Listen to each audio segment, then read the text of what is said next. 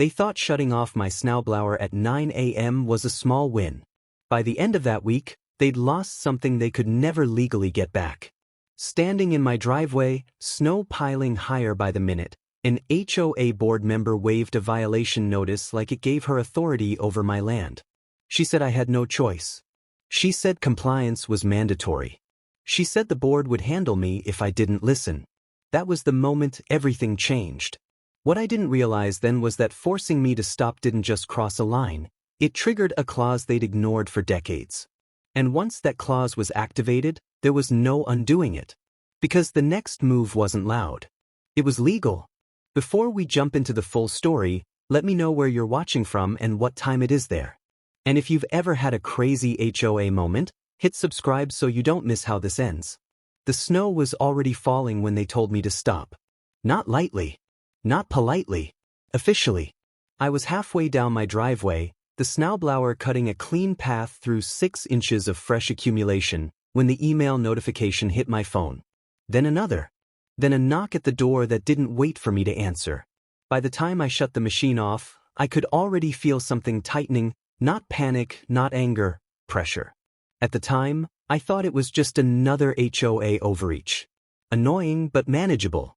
I didn't realize how calculated it was. I've lived in this neighborhood long enough to know how these things usually go. Quiet streets. Standard rules. People mostly keeping to themselves. I'm not the guy who causes problems. I maintain my property. I pay my dues. I follow the guidelines, or at least, I always thought I did.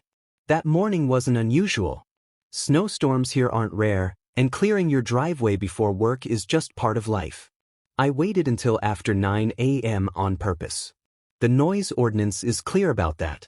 I even double-checked the time before starting, because I've learned that details matter when rules are involved.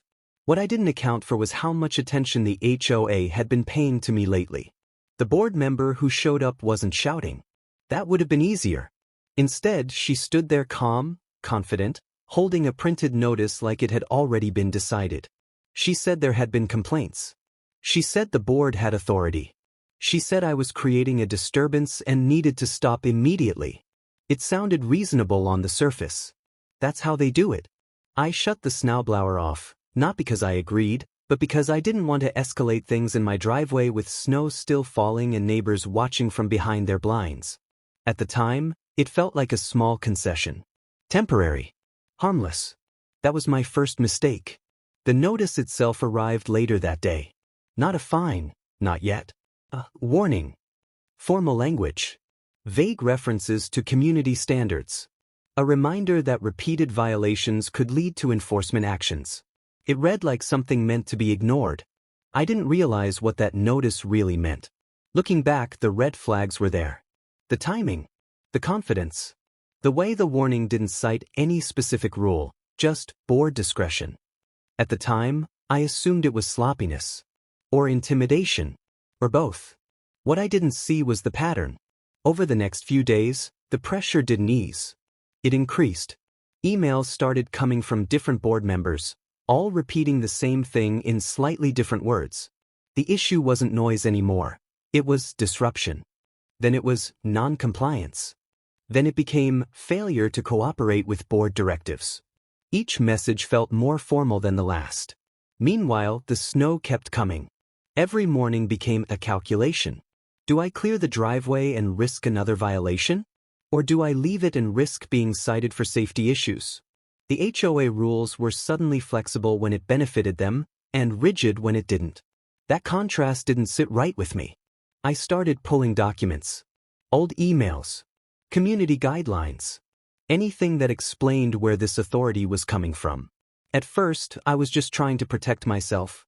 I wanted to know what I could and couldn't do without triggering another warning. What I found raised more questions than answers. There were references to property access. Shared use language. Clauses that hadn't been updated in years. Sections that assumed cooperation, not enforcement. At the time, it seemed like background noise. Legal filler. I didn't realize how dangerous that assumption was. Then came the escalation. A second notice. This one wasn't labeled a warning. It cited ongoing violations and mentioned potential consequences if I continued to ignore board instructions. It didn't specify what those consequences were, just that they would be enforced without exception. That's when it stopped feeling minor, because the Snowblower wasn't the issue anymore. Control was. And when I read the final line, the one about access rights and board authority over shared easement areas, I understood something was coming next. Something they clearly believed they controlled. And that belief was about to cost them far more than silence at 9 a.m. The first fine arrived quietly, which somehow made it worse. It wasn't dramatic. No confrontation. No knock on the door. Just an email with a PDF attached, sent mid-morning while I was at work. Violation notice, enforced. No explanation in the subject line. No courtesy language. Just a balance due and a deadline. At first, I thought it had to be a mistake. The amount was small enough to feel intentional, like a test. Not painful. I paid it without responding, assuming that would end the situation. That should have ended it. But it didn't. 2 days later, the next notice came. This one referenced the first fine as non-compliance history, even though I'd already paid it. It cited a different rule entirely, loosely tied to noise, but expanded to include repeated disregard for board directives. The wording was vague, elastic. It could stretch to mean whatever they wanted it to mean. That was when the pressure started to feel coordinated. I noticed changes almost immediately. Maintenance trucks began parking closer to my driveway than usual. Snow removal schedules shifted so my section of the road was last. Emails I sent asking for clarification went unanswered, but enforcement emails never missed a deadline. I told myself not to read into it. That assumption didn't last long. The next escalation came in the form of surveillance. Not obvious cameras, just detention. A board member's car parked across the street more often. Photos attached to violation notices, taken at odd angles, always time-stamped. The implication was clear. They were watching and they wanted me to know it. I adjusted everything. I documented my actions. I recorded times. I followed the rules exactly as written, even when they conflicted with each other. For a brief moment, it felt like I'd regained control. Then came the letter. Not an email. A physical envelope. Certified. Formal. The kind of thing designed to slow your breathing when you open it. It stated that my pattern of resistance had triggered a board review. It warned of expanded enforcement authority. It also mentioned something new, something they hadn't brought up before. Shared access. At the time, it seemed unrelated. Buried in the middle of the page, surrounded by boilerplate language. I almost missed it. A single paragraph referencing continued use of easement-adjacent property in a manner inconsistent with community standards. I didn't realize then that this was the pivot point. Because after that letter, the Snowblower stopped being the focus. The HOA shifted strategies. Suddenly, the issue wasn't noise, it was access. They claimed that my driveway clearing was interfering with shared pathways. That my snow piles were obstructing board-controlled land. The logic didn't hold up, but it didn't have to.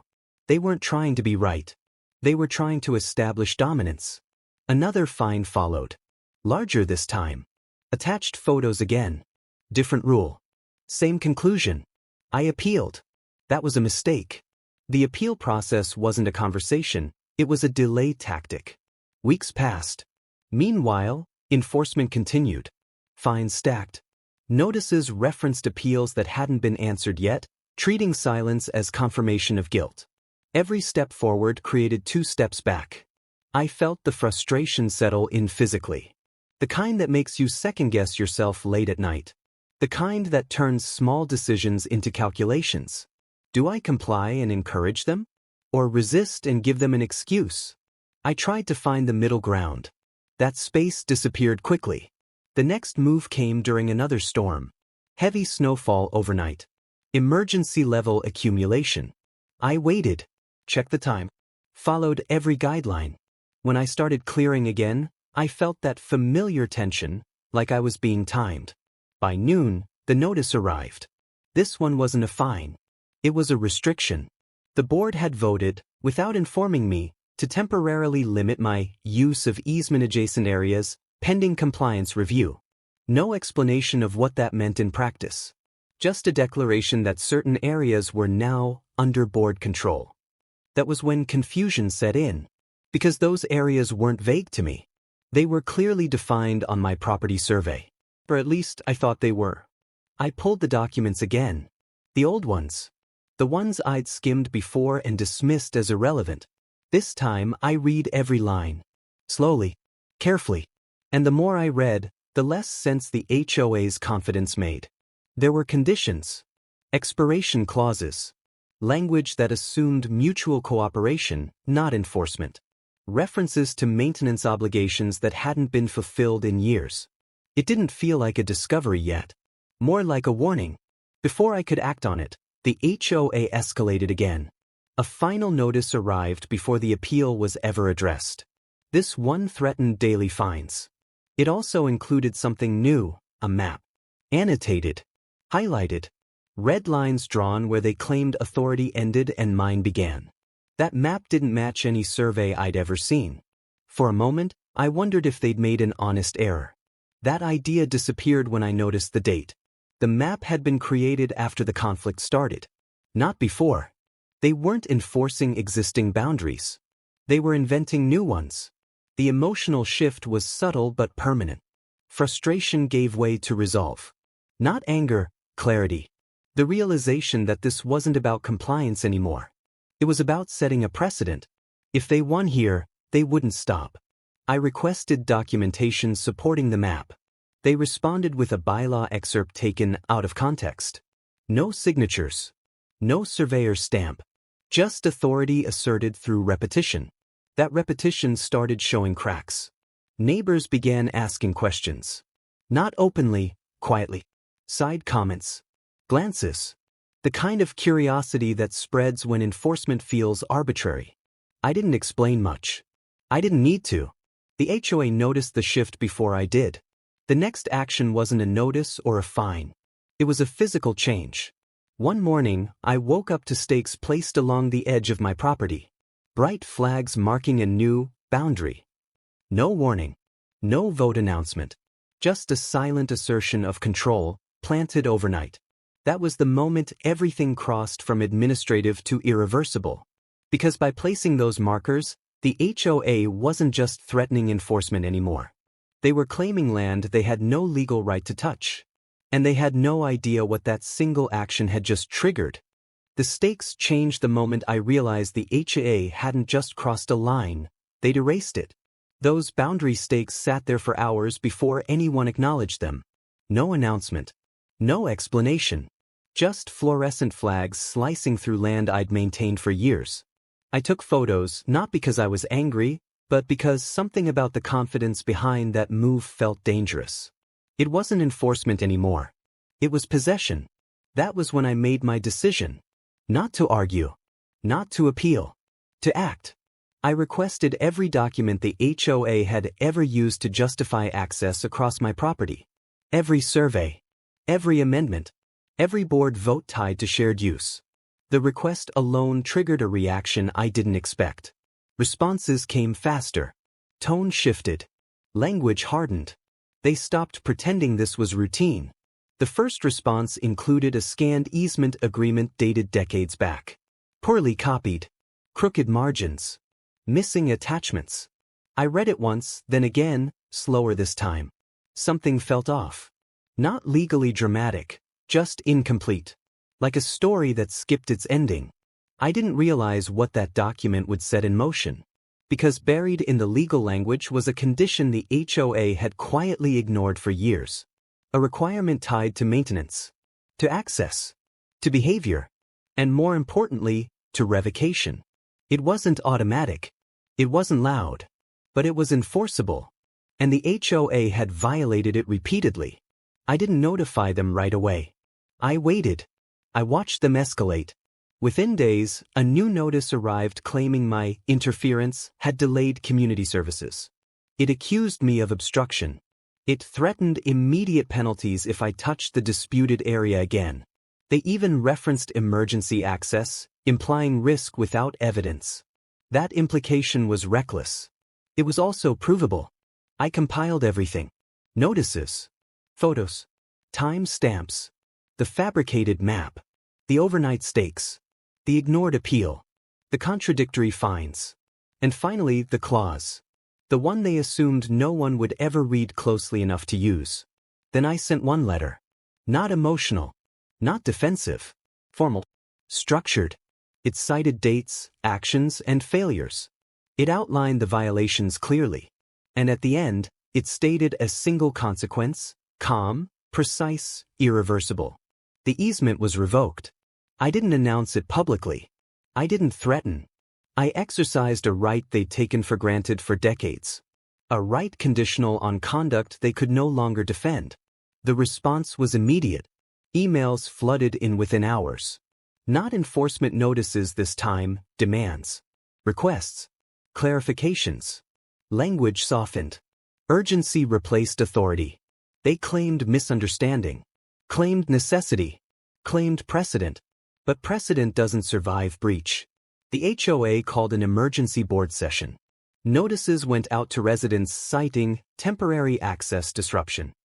The phrasing was careful, almost surgical. No blame. No explanation. Just enough to spark concern. And concern spread fast. Maintenance crews stopped mid-route. Deliveries rerouted. A service truck turned around at the edge of my property and didn't come back. The community felt it before they understood it. That was the turning point. Because once the impact became visible, the narrative slipped out of the HOA's control.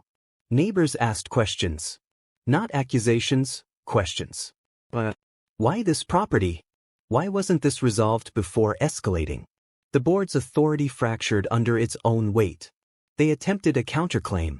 A letter asserting that revocation was invalid. That access was implied. That community necessity overruled individual property rights.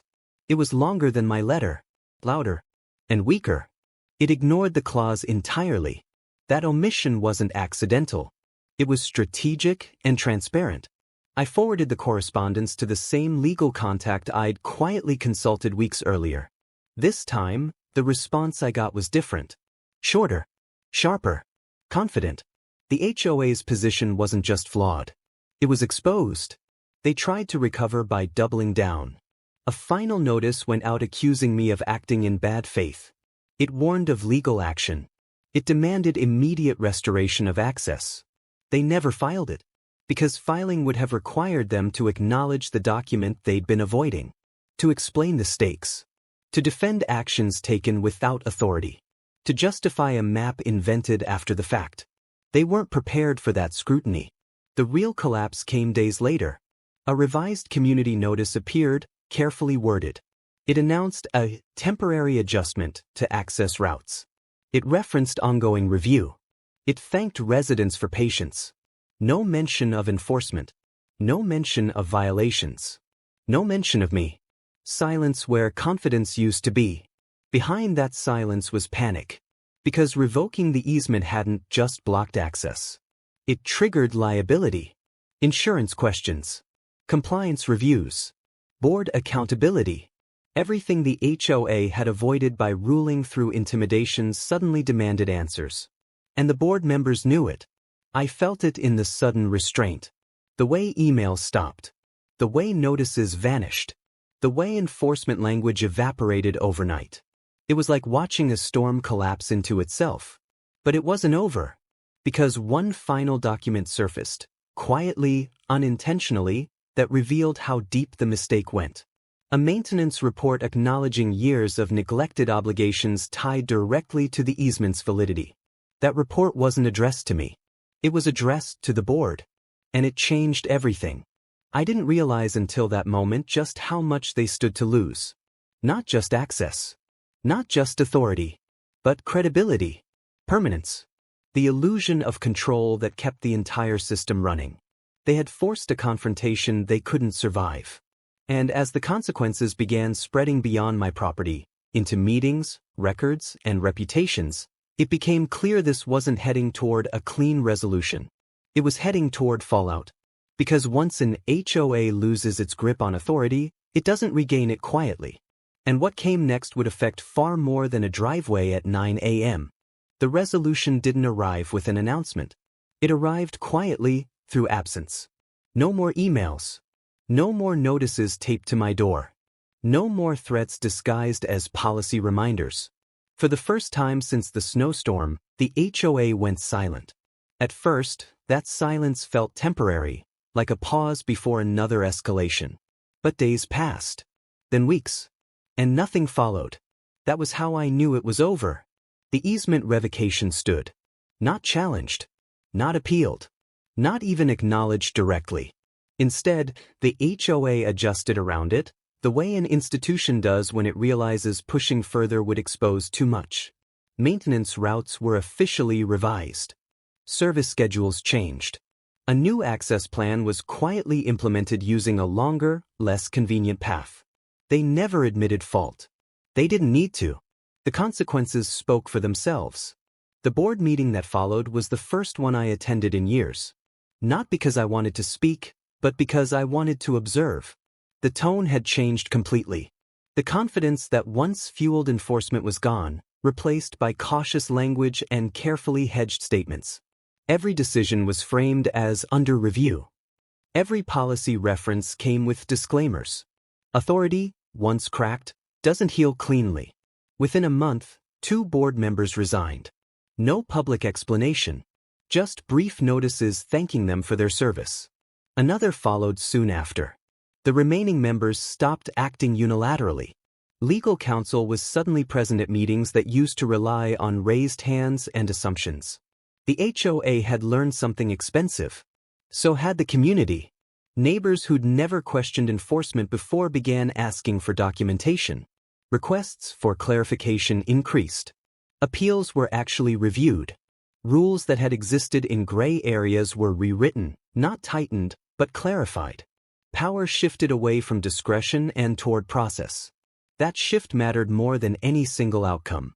As for me, the standing changed in subtler ways. No apology was ever offered, but the pressure disappeared completely. My property stopped being monitored. My name stopped appearing in emails. When snow fell again the following season, I cleared my driveway without interruption. No one told me to stop.